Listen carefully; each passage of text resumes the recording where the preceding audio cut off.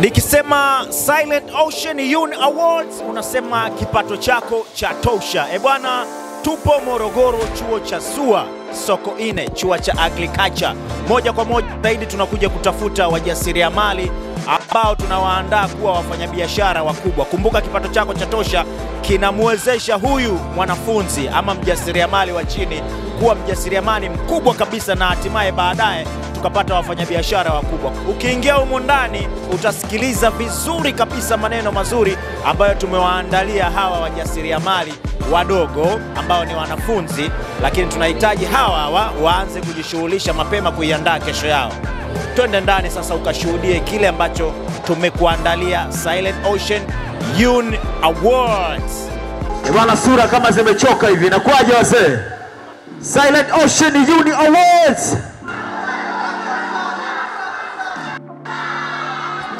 Baada ya kuona tu mzee kapata zawadi, basi vibe limekuja. Na swali dogo sana, sitaki kumchosha mtu. Nataka uniambie nchi ambazo tunasafirisha kwa ndege, tumeacha kusafirisha kwa meli? Jibu ni yes au no. Swali, nipeni jibu. Nchi ambazo tunasafirisha kwa ndege, tumeacha kusafirisha kwa meli? Habari zenu jamani. Nimesalimia tu, habari zenu.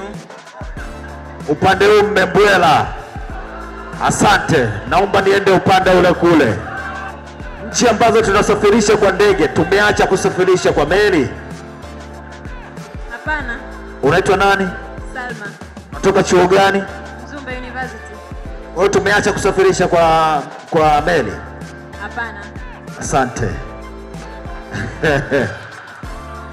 Haya, niambie, Dubai tunafikisha mizigo kwa siku ngapi?